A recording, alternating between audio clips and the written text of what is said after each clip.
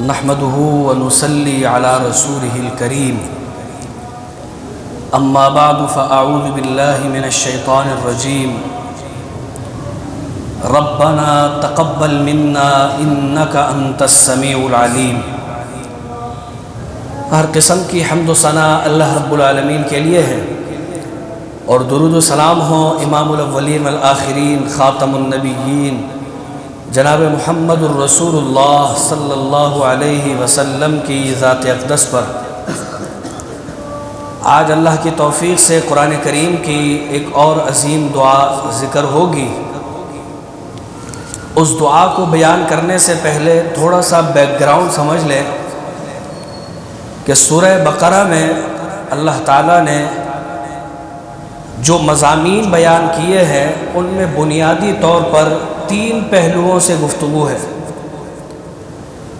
ایک آدم علیہ السلام کے حوالے سے گفتگو فرمائی ہے، اور دوسرا اس سورہ بقرہ میں اہم ترین واقعہ ہے بنی اسرائیل کے حوالے سے، اور تیسرا بنیادی ذکر وہ اللہ تعالیٰ نے اس سورہ مبارکہ میں ابراہیم علیہ السلام کے حوالے سے کیا ہے۔ کل گزشتہ ذکر ہوا تھا آدم علیہ السلام کا کہ اللہ تعالیٰ نے آدم علیہ السلام کی تخلیق فرمائی اور ان سے کہا تھا لا تقربا ھذہ الشجرہ، جنت کے اس درخت کے قریب نہ جانا، اس کا پھل نہ کھانا۔ لیکن ان سے ایک چوک ہو گئی، ایک غلطی سرزد ہو گئی، تو انہوں نے فوراً اللہ سے توبہ کی اور اللہ سے استغفار کر کے اللہ سے معافی مانگی۔ یعنی چوک ہونے کے بعد دوبارہ درستگی کی طرف اپنی دعا کے ذریعے رب سے معافی مانگ کر آ گئے۔ دوسرا تذکرہ بنی اسرائیل کا ہے، جن کو اللہ تعالیٰ نے بار بار مہلت دی، بار بار انہیں اللہ تعالیٰ اپنی نعمتیں یاد کرواتا ہے۔ یا بنی اسرائیل اذکروا نعمتی التی انعمت علیکم وَأَوْفُوا بِعَهْدِي أُوفِ بِعَهْدِكُمْ، اے بنی اسرائیل میرے وعدے کو یاد رکھو اور دیکھنا جو جو میں نے تمہیں نعمتیں دی ہیں، وَأَنِّي فَضَّلْتُكُمْ عَلَى الْعَالَمِينَ، اتنی نعمتوں سے نوازا ہے کہ میں تمہیں جہانوں پر، تمام جہانوں پر فضیلت دے دی ہے۔ لیکن اس کے باوجود بنی اسرائیل کا طرز عمل ہمیں یہ نظر آتا ہے کہ وہ نافرمانی پر اترے رہے، اڑ گئے نافرمانی پر اور اللہ کے نافرمان بن گئے۔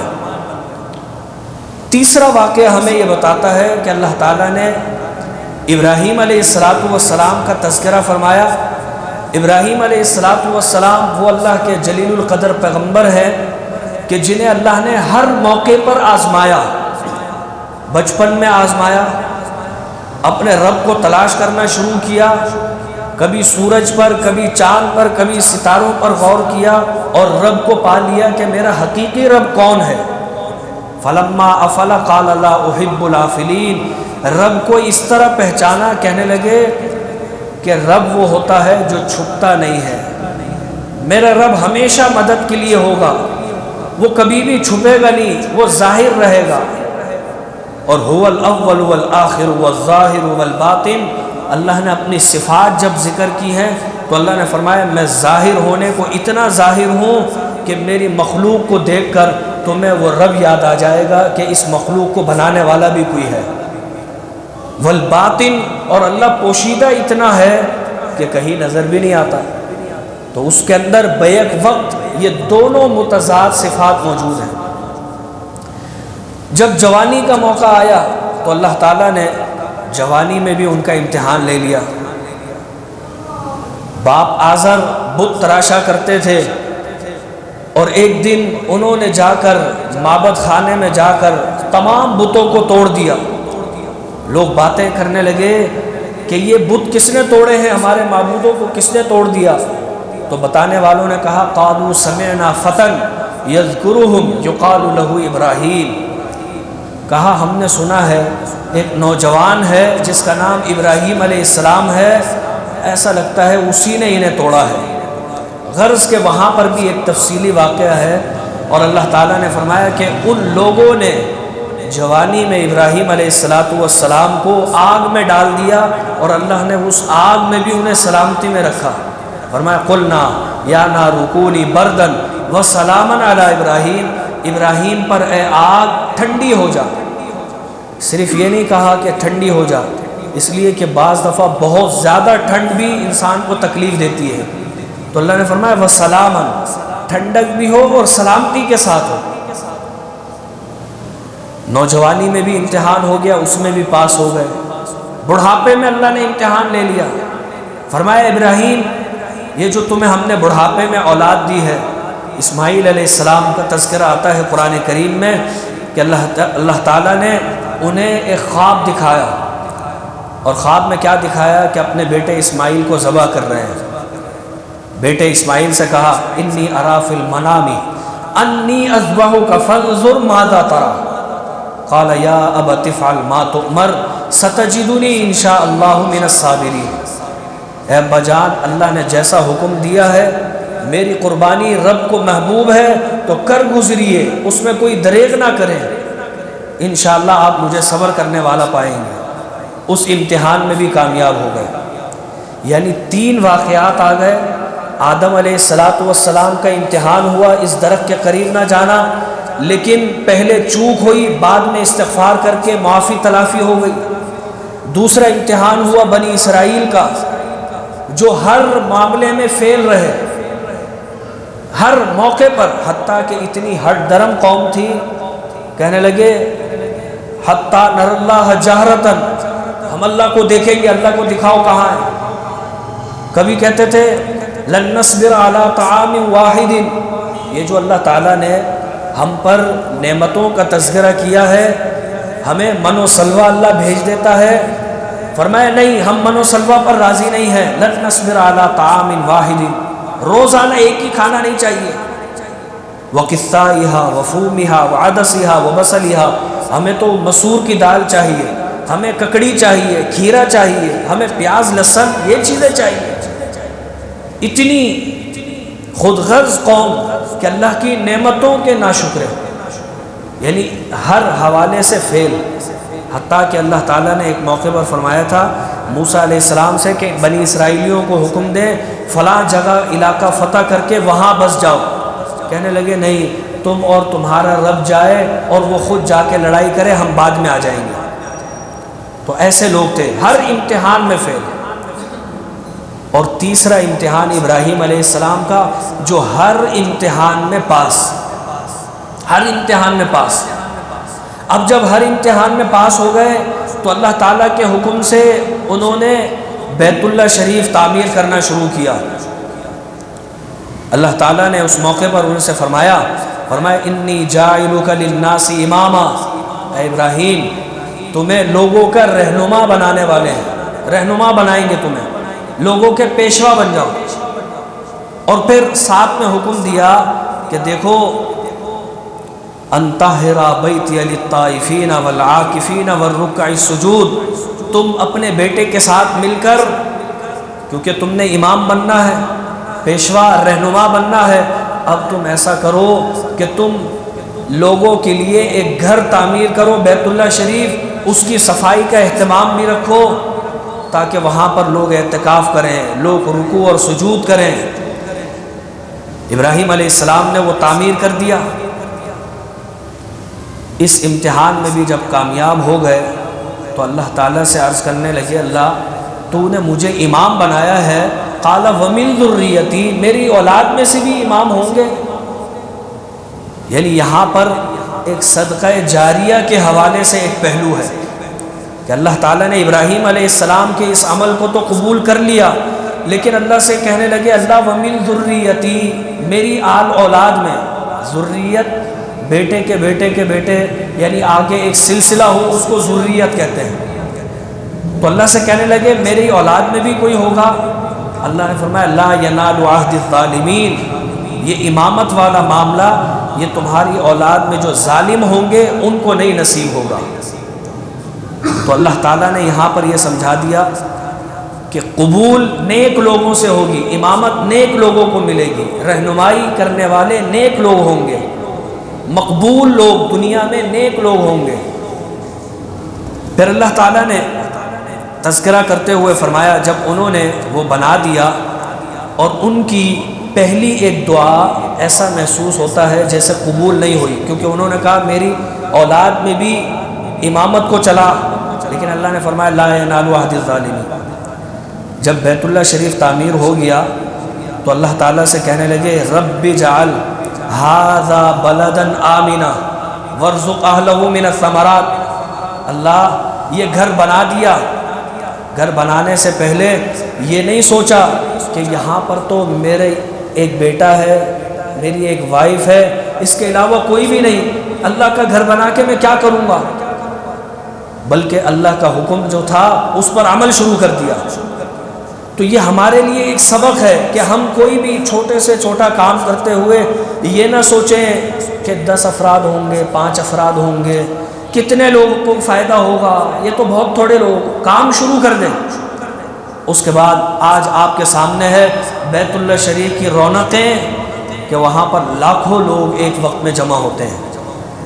تو ابراہیم علیہ السلام نے جب بنا دیا تو اللہ تعالیٰ سے عرض کی اللہ اس گھر کو امن والا بنا دے، یعنی آباد کرنے کے لیے پہلی چیز ہوتی ہے امن، اور پھر رزق کی فراوانی، یعنی امن ہوتا ہے تو رزق کی فراوانی ہوتی ہے، کاروبار پھلتا پھولتا ہے۔ یہ دونوں دعائیں آج من و عن پوری ہو چکی ہیں، وہاں پر امن بھی ہے، سکون بھی ہے، روحانی اعتبار سے بھی سکون ہے، اور اللہ کی طرف سے رزق بھی مہیا ہے، ہر قسم کا پھل وہاں ہوتا ہے، باوجود اس کے کہ بیت اللہ شریف مکے میں سرسبز اناج غلہ نہیں اگتا، لیکن دنیا جہاں کا پھل فروٹ، دنیا جہاں کا اناج وہاں موجود ہوتا ہے، اور اللہ وہاں پہنچنے والوں کو کھلاتا پلاتا ہے۔ جب وہ بن گیا تو پھر اللہ سے کہنے لگے ربنا تقبل منا، اے اللہ اس بیت اللہ کو جو میں نے بنا دیا ہے اسے قبول کر لے اپنی بارگاہ میں۔ اب دوبارہ سورہ بقرہ کے ان 3 پہلوؤں کی طرف غور کریں۔ آدم علیہ السلام کا امتحان ہوا، پہلے چوک ہوئی، بعد میں استغفار کے بعد معافی تلافی ہوئی۔ بنی اسرائیل ہر امتحان میں فیل ہوئے۔ ابراہیم علیہ السلام وہ پیغمبر ہیں جو ہر امتحان میں پاس ہیں، لیکن اس کے باوجود ایک چھوٹا سا عمل پیش کیا اور کہہ رہے ہیں ربنا تقبل منا، ویسے ہی مقبول ہیں وہ تو، ابراہیم علیہ السلام تو ویسے ہی مقبول ہیں، لیکن اس کے باوجود عاجزی انکساری۔ ہمیں یہ سبق مل رہا ہے اس دعا سے کہ ہم کوئی بھی چھوٹا عمل کریں، کوئی بھی بڑا عمل کریں، اس امید کے ساتھ کریں ربنا تقبل منا، اے اللہ اس کو قبول کرنا۔ ابراہیم علیہ السلام نے یہ نہیں کہا کہ میں تو بہت بڑا عمل کر لیا، بیت اللہ شریف بنایا، اللہ کا گھر بنایا ہے، اب کوئی بات نہیں، بہت سب کچھ قبول ہوگا، بلکہ عاجزی تھی۔ اور یہاں ایک پہلو یہ سمجھا دیا کہ انسان کا کوئی بھی عمل کامل نہیں ہوتا، انسان کے عمل میں نقص ہوتا ہے، اللہ کے کاموں میں اکمال ہوتا ہے، اللہ کا کام کامل ہوتا ہے۔ ابراہیم علیہ السلام نے یہاں یہ بات سمجھا دی کہ میں نے اتنا بڑا کام کر دیا، بیت اللہ شریف بنا دیا، لیکن اس کے باوجود اس میں کوئی نہ کوئی کوتاہی کا امکان تھا۔ تو اللہ سے کہہ رہے ہیں اللہ تو اس کوتاہی کو نہ دیکھ، ربنا تقبل منا، اے اللہ اس کو قبول فرما دے، وتب علینا، تب علینا کے 2 مفہوم ہیں، اے اللہ ہم پر توجہ کر، نظر کرم فرما، اور ایک وتب علینا ہماری توبہ کو قبول کر، اگر اس میں کوئی کوتاہی ہو گئی تو ہم پہلے سے معافی مانگتے ہیں، اللہ قبول کر ہماری معافی کو، انک انت التواب الرحیم، اور یہاں پر ہے انک انت السمیع العلیم، اس لیے کہ تو ہی ہمارے اخلاص کو، ہماری دعا کو سنتا بھی ہے اور ہمارے اخلاص کو جانتا بھی ہے۔ ہم صرف زبان سے نہیں کہہ رہے کہ ہم نے کام کر دیا، دل میں ریاکاری ہے اور زبان سے کہہ رہے اللہ قبول کر لے۔ فرمایا اللہ اس دعا کو تو سن بھی رہا ہے، العلیم، اور ہمارے اخلاص کو تو جانتا بھی ہے۔ اور تیسری بات، آخری بات، اس دعا سے ہمیں یہ بات بتائی گئی ہے کہ جب بھی ہم کوئی نیک کام کریں تو نیکی کے کاموں میں اوروں کو بھی شامل کریں۔ دیکھیے جب ابراہیم علیہ السلام کا تذکرہ آیا تو اللہ تعالیٰ سے کہنے لگے وَمِن ذُرِّيَّتِي، اے اللہ میری اولاد کو بھی شامل کر امامت میں۔ اللہ تعالیٰ نے کہا ظالموں کو شامل نہیں کروں گا، کیوں؟ صرف میں تھا، میری اولاد۔ ذریتی کا معنی ہماری اولاد نہیں، میری اولاد۔ جب بیت اللہ شریف تعمیر کر دیا تو پھر اللہ سے کہنے لگے ربی اجعل ھذا البلا، اے میرے رب اس بیت اللہ کو امن والا بنا دے۔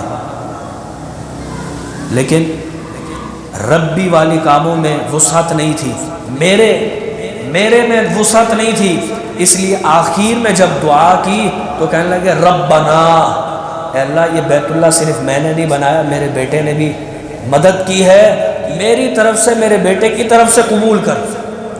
تو ہم سب کو شامل کر دیا اس میں، یعنی اس میں اماں ہاجرہ بھی آ گئی، کیونکہ وہاں پر انہوں نے صعوبتیں برداشت کی تھی، وہاں رکی تھی۔ اسماعیل علیہ السلام کی محنت بھی آ گئی، خود ابراہیم علیہ السلام کی بھی آ گئی، اب انہوں نے تینوں کو شامل کر دیا، کہنے لگے ربنا تقبل منا، اے اللہ ہم سب سے اس کام کو قبول کر لے۔ تو یہاں یہ سبق مل گیا کہ کوئی بھی نیک کام کریں اس میں سب کو شامل کریں، اور جب دعا کریں تو پھر سب کے لیے مشترکہ دعا کریں، اپنے لیے بھی کریں اور دوسروں کے لیے بھی کریں، کیونکہ جب ہم دوسروں کے لیے کرتے ہیں تو فرشتہ اللہ نے مقرر کیا ہوتا ہے، اللہ کا فرشتہ کہتا ہے وَلَكَ بِمِثْلِهِ، ہم کسی اور کے لیے دعا کرتے ہیں یا اللہ فلاں کو صحت دے دے، فلاں کو حلال روزگار دے دے، فلاں اس کی یہ پریشانی ہے وہ تو دور کر دے، فرشتہ اللہ نے مقرر کیا ہوتا ہے، وہ کہتا ہے وَلَكَ بِمِثْلِهِ، اللہ تجھے بھی صحت دے دے، اللہ تیری بھی پریشانیاں دور کر دے، اللہ تیرے لیے بھی اس مغفرت کی جو تو نے دعا کی ہے مرحومین کے لیے، تیرے لیے بھی یہ دعا قبول ہو۔ تو جب ہم سب کو جمع کر لیں گے اس دعا میں تو یقینی طور پر ہمارے لیے فرشتے بھی دعا کریں گے، اور یہ دعا اتنی جامع ہے ربنا تقبل منا انک انت السمیع العلیم کہ یہ اپنے ہر کام کے بعد کہنی چاہیے۔ ضروری نہیں ہے کہ آپ نے بیت اللہ بنانے جتنا کام کیا ہو تو کہیں، بلکہ چھوٹا سا کام کیا ہے تو اللہ سے کہے ربنا تقبل منا۔ 2 رکعت تراویح کی پڑھی ہے، ہر 2 رکعت کے بعد آخر میں کہیں ربنا تقبل منا انک انت السمیع العلیم، یا اللہ یہ جو نفل، یہ تراویح، یہ قیام اللیل پڑھا ہے تیری رضا کے لیے پڑھا ہے تو قبول کر لے اس کو۔ اس میں جو کوتاہیاں ہو گئی ہم سے تراویح کے دوران یا کسی بھی کام کے دوران، اللہ ان کوتاہیوں کو نہ دے بلکہ ہمارے اخلاص کو دیکھ کر قبول کر، وَتُبْ عَلَيْنَا، اور اللہ ہم پر متوجہ ہو، ہم پر توجہ فرما، انک انت السمیع العلیم، اس لیے کہ تو ہماری دعاؤں کو سنتا بھی ہے اور ہمارے اخلاص کو جانتا بھی ہے۔ اللہ تعالیٰ سے دعا ہے کہ رب العالمین ہمیں قرآن کریم کی سمجھ دے۔ وآخر دعوانا الحمدللہ رب العالمین۔